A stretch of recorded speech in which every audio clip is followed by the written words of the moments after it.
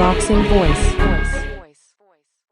All right, well, we're here with Frank Galarza, and big day coming upon you in September. You're going to be headlining. So far, have you heard anything of a current opponent? Because as far as we're concerned, it's CBA. Yeah, we are. We're currently still waiting for an opponent to be announced. We've been looking. We want to have someone at least with a good record. No more than like 3 losses apparently. We just want to give the people what they come to see. We want to make sure that we give them a nice show. Now, clearly, this is your headline. You'll be showcasing in front of your hometown. But speaking of hometown, I mean, the city of New York not doing so well in boxing. I mean, you had Galarza not succeed on the big stage versus Khan. Young Eddie Gomez just lost his undefeated record. Seems like you got your borough and your city on your shoulders. Does it feel that way for you? I mean, I think it's a great feeling. I want to see. My thing is that regardless of the fact, within every fight that I go into, you guarantee to see a show. Win, lose, or draw. I will put on the show, and it won't be a way where it's like, that it looks like I've been dominated at any point. I'm here for, I want to show the grittiness of Brooklyn. I want to show the ruggedness of what we are capable of. We're not, we're fighters at the end, but we're tough. We're built different, and that's pretty much just what it is.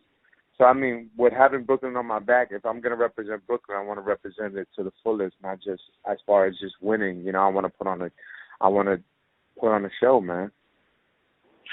Now, speaking of grittiness of Brooklyn, you know a thing or two about that. I mean, you had an early age in boxing at 17, but you took some sort of postponement, got everything back in order for 2009, and proceeded your career from there. Normally, fighters at your age are a little bit more advanced in their career, but you've been on Showtime, 3 times this year or 2 times this year? Twice this year, yeah. Exactly. You're on a roll. What do you credit that to? Oh, I credit that to my promoters and my management, man. I think they've been good as far as moving my career along. I'm not in no rush. But at the same time, I don't have time to waste. So, we're looking we want to make sure that we get the right fights. We want to make sure that we're active enough that, we constantly staying busy with, I'm always training. I'm always ready. So we're just, waiting for the right opportunity. And we take it from there and see what happens. Now, there were some rumors or speculation. It could have been just on social media, but you could tell us better than anyone else. We heard rumors of a James Kirkland possible fight. Is there anything concrete on that? What's going on with that? No, there hasn't been anything concrete on that. I mean, I haven't heard anything as far as the James Kirkland fight.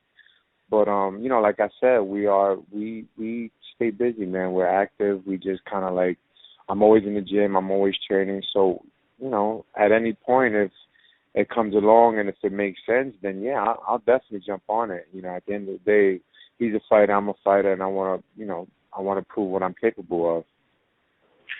Now, do you think that it just speaks in volumes to the level of your talent and how good you've been looking recently that people would mention your names with a guy like James Kirkland only having 14 fights yourself at this point in your career? Or is that division just thirsty for new blood? It could be a little bit of both, honestly. I think they just want to see. I mean, I've proven that I could punch and that I've also could box. So, I think I've given them a little bit of both so that they could see that, I'm more than capable. I have the ability to go in with a lot of these guys. And I still have a lot to prove. So, I'm still growing as a fighter, and that's one of the best things about, boxing the way I started because, I don't have much of an amateur career, so it shows that I'm still learning, I'm still improving, and, I got a lot more to showcase, so it's just like, and it could be the fact that they are thirsty for new blood, which I'm okay with, Now, how many fights do you think you need to have before you start clamoring for the bigger names in the division and wanting to, fight on the Showtime championship boxing and the HBO After Darks and championship boxing? Give me about 3 more fights, man. 3 more fights, and you'll definitely see me consistent on TV. You know, I just, you know, like I said, it's a learning process. And it's all up to my management and my promoters what they have planned. You know, I'm going to constantly prove myself. I'm going to constantly show that, you know, I'm more than capable. And then, you know, when it comes, it comes. You know, so I'm hoping maybe within the next three to 4 fights. So, you know, beginning of next year, mid next year. You know, we got this one in September. Hopefully, we can squeeze one more in, and then we got all of next year. So, you know, I'm looking to be a regular on television. Even if it's ESPN, man, you know, like at the end of the day, you know, ESPN has one of the highest, you know, followings because a lot of people can't see Showtime or HBO. So, you know, if I'm even on ESPN consistent, proving myself there, you know, it's also, it'll be a big thing for me as well. It's all about proving myself, man. Absolutely. I completely agree with you on the format or platform of ESPN. I mean, it's worked wonders for Chris Algieri.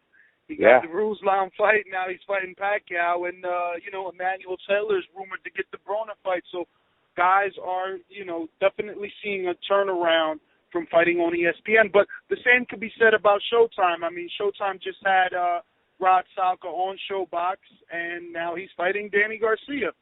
Yeah. So, you know, doors always open.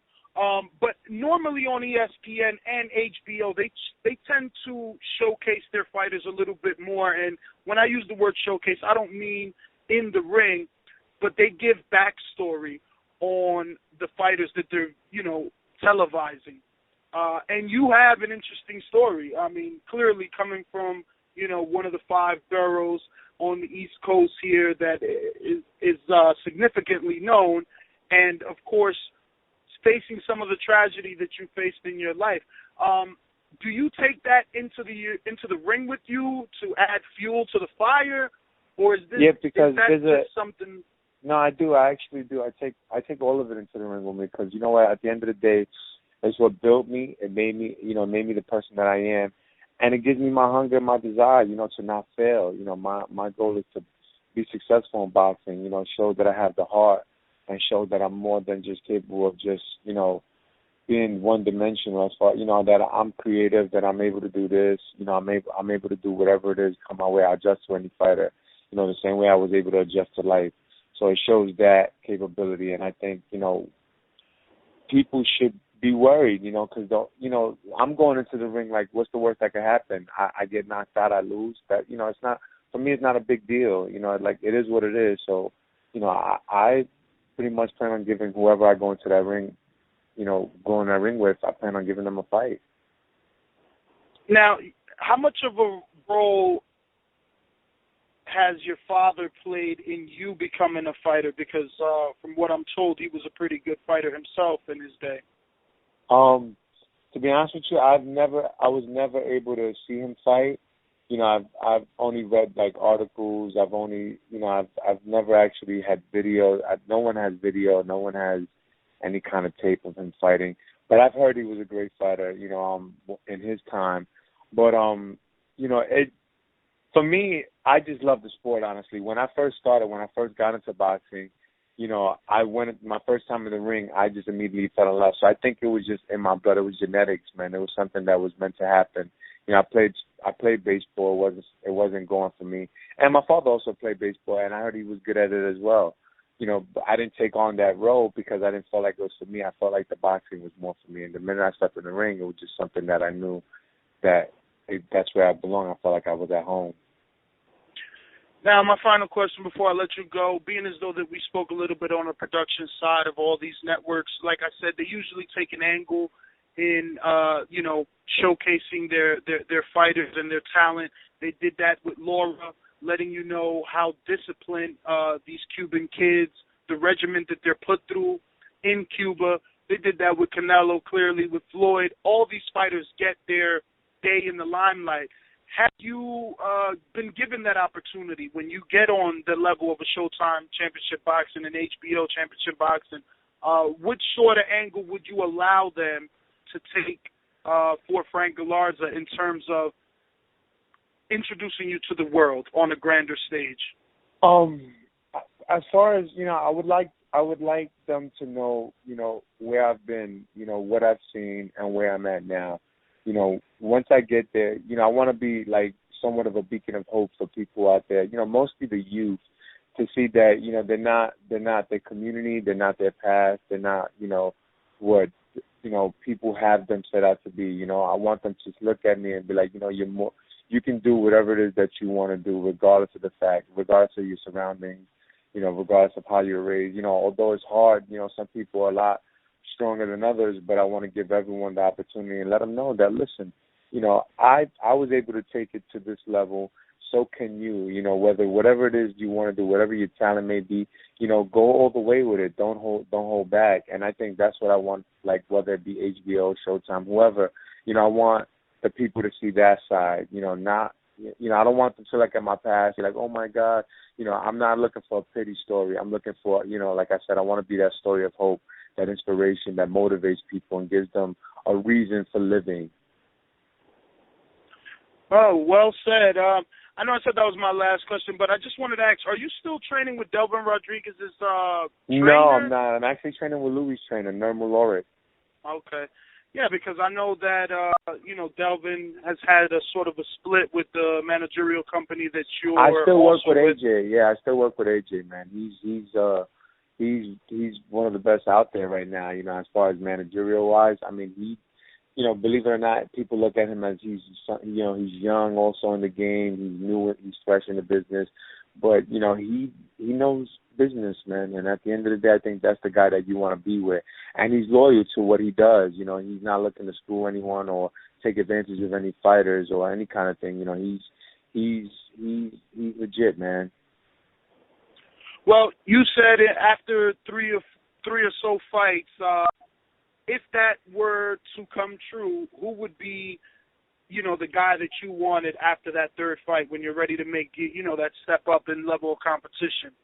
Well, you know me, man. At the end of the day, you put me in there with anyone. Like I said, it really doesn't matter. I'm down for whoever's willing to bite on the bait.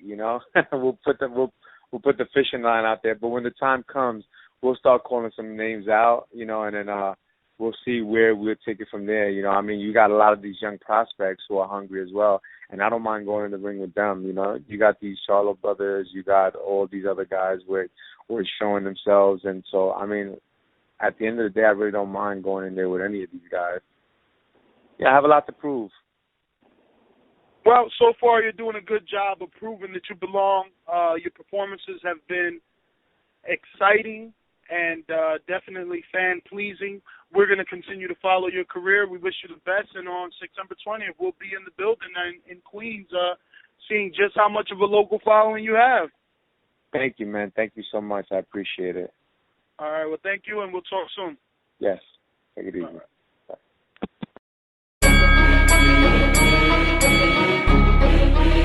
The Boxing Voice.